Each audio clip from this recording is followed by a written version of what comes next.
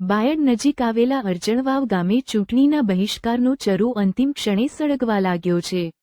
એક તરફ સરકાર વધારે મતદાન માટે લોકોને સમજાવવા લાખો રૂપિયા ખર્ચ કરીને વધુ મતદાન કરવા માટે પ્રયત્ન કરી રહી છે, ત્યારે અંતિમ તબક્કામાં આ પ્રકારની વાતો સારી ન કહેવાય। જો કે અરજણવાવની આ ઘટના કોંગ્રેસ માટે ફાયદારૂપ અને ભાજપ માટે નુકસાન થઈ શકે છે, કારણ કે એક જાણકારી મુજબ આ ગામના વોટ મોટેભાગે ભાજપાને મળતા હતા। જો કે આ બહિષ્કારના માટે કોણ જવાબદાર?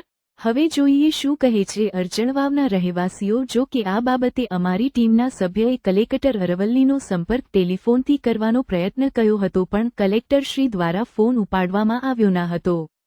તો બીજી તરફ જિલ્લામાં સોશિયલ મીડિયા અને લઘુ અખબારના રિપોર્ટર પણ તંત્રથી ચૂંટણીના કવરેજ બાબતે નારાજ હોય તેવું જોવા મળ્યું હતું, અને નારાજ પત્રકારોના સંગઠન દ્વારા પણ આવેદનપત્ર આપ્યાના સમાચાર મળ્યા છે।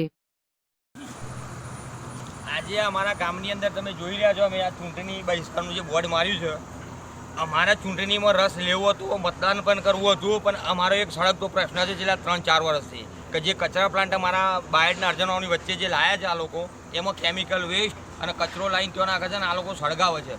એનાથી અમારા આરોગ્યને એટલો બધો ખતરો છે ને, અને આની રજૂઆતો અમે છેલ્લા 3 વર્ષથી લગભગ બધા અધિકારીઓને કરી ચૂકી છે, પણ આશ્વાસન આપીને કાઢ્યા છે, એટલે ના છૂટકે અમારા આ પગલું લેવું પડ્યું છે। અને આવતીકાલે જે મતદાન છે 7 તારીખે, અમે એનો સંપૂર્ણ એક વ્યક્તિનું ડિસિઝન નહીં, આખા ગામનું ડિસિઝન છે।